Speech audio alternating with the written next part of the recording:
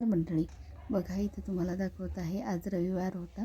रविवारची पौष महिन्यातील रविवारची पूजा मी सूर्यनारायण काढलेला आहे आणि आदित्य रानवे काढलेले आहे आणि त्यानंतर पूजेला घेतलेलं आहे. पहिल्यांदा आरती करून घेतली. सुख करता दुख करता वार्ता विघ्नाची बरा ज्योतिना पोरे चरणी घागऱ्या. जय देव जय मंगलमूर्ती दर्शन मात्रे माने स्वणे मात्रे माने कामना पूर्ती. जय देव लंबोदर पीतांबर फणीवर वंदना सुरसुंड वक्रतुंड त्रिनेना दास रामाचा पटपट काही सजना संकष्टी पावावी निर्वाणी रक्षा सुरवर वंदना. जय देव जय उगवला नारायण आधी आला माझ्या दारी दही भाताची गण्यारी. उगवला नारायण आधी आला माझ्या दारी दही भाताची गण्यारी. उगवला नारायण लाल शेंगराच्या खाफा फुले अंगणात चाफा. उगवला नारायण आधी आला माझ्या दारी दही भाताची गण्यारी. उगवला नारायण.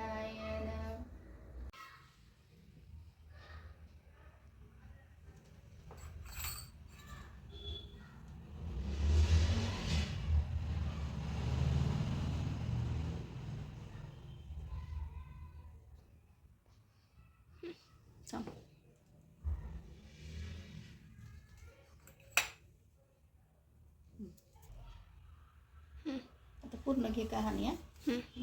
फक्त तू इथलं घे. नगर होतं, त्या नगरात एक ब्राह्मण राहत असे. तो दुर्वा नावायाच राहण्यात जात होता. तिथे नागकन्या देवकन्या वसत होते. ब्राह्मणाने विचारले, काय ग बायानो, काय वसावस्था? खीर करावी, गुळाच्या पोळ्या, लोणकडं तूप मेहून जेवण सांगावे. असेल तर साडी चोळी, नसेल तर जोड गळसरी द्यावी, नसेल तर 2 पैसे दक्षिणा द्यावी आणि वंशात उद्यापन करावं. ब्राह्मणाने वसा केला. त्याला सूर्यनारायण प्रसन्न झाला. भाग्यलक्ष्मी आली. तेव्हा राजाच्या राणीने ब्राह्मणास बोलावून काढलं.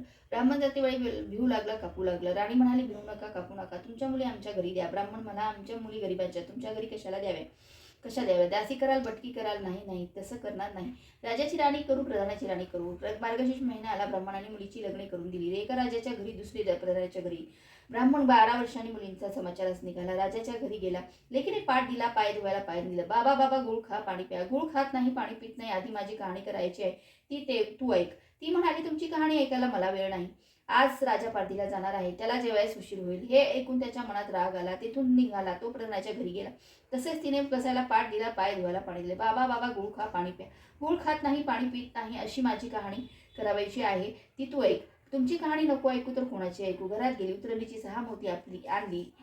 3 आपण घेतली, 3 बापाच्या हातात दिली. त्याने मनोभावे कहाणी सांगितली. लेकीने चित्तभावे ऐकली. नंतर जेवून खाऊन बाप आपल्या घरी आला. बायकोने विचारले, मुलीचा समाचार कसा आहे?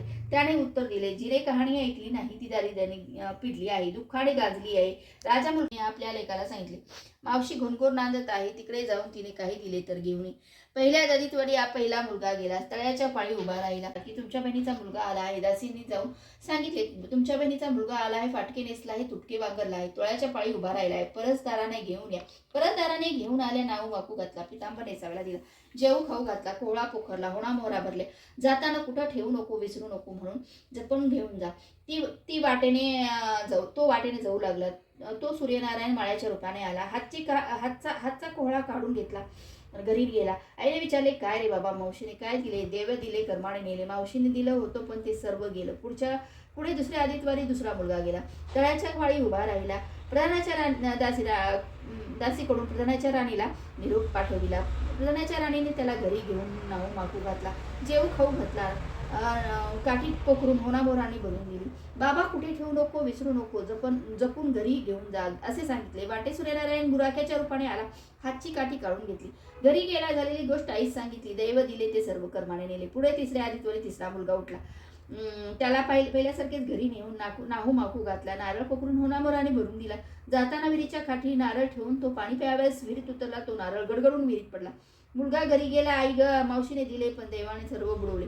चौथ्या आदितवारी चौथा मुलगा गेला. त्याला पण पहिल्यासारखं नाव माकू घातलं, जेऊ घातलं, दह्याची शिदोरी दिली, होणा मोहरा घालून बरोबर दिली. सूर्यनारायण घरीच्या रूपाने आल्या. हातची शिदोरी घेऊन गेला.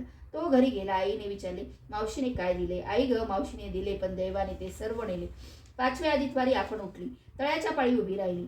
दासीने तिचा निरोप तिच्या बहिणीला सांगितला. बहिणीने तिलाही परस्पराने घरी नेली. नाहू माकू घातली, पैठण नेसायला दिली. प्रधानाची राणी आदित्यवारी कहाणी करू लागली.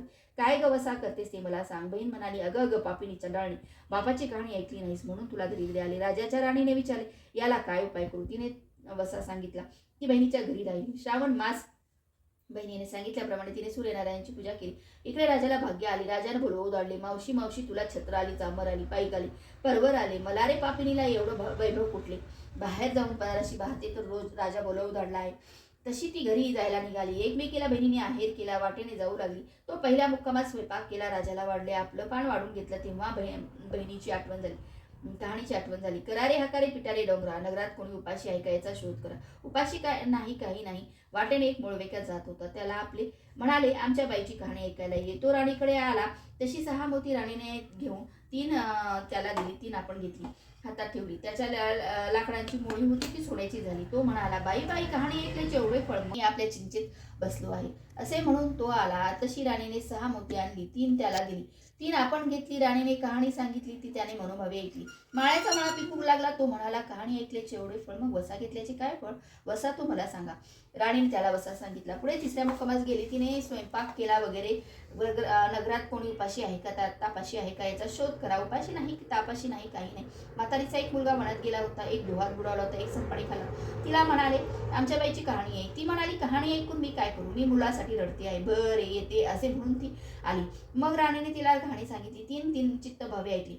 तिचा मुलगा वनात गेला होता, तो आला. डोहात बुडाला होता, तो आला. सरपाणी खाल्ला होता, तो आला. ती बाई म्हणाली, बाई बाई, कहाणी ऐकल्याचे एवढे फळ, मग वसा घेतल्याचे काय फळ. काय वसा तो मला सांग. मग राणीने तिला वसा सांगितला. पुढे 4थ्या मुक्कामास गेली. तिथं पण पहिल्यासारखेच केलं. कोणी उपाशी आहे, तापाशी नाही, काही नाही. कानाडोळा मासाचा गोळा, त्याला हात नाही, पाय नाही, असा एक मनुष्य रस्त्यावर पडला होता. त्याच्या अंगावर तांब्याभर पाणी ओतले. पालता होता, तो उताना केला. 6 मोती त्या होती. 3 आपण घेतली. 3 त्याच्या बेंबीवर ठेवली.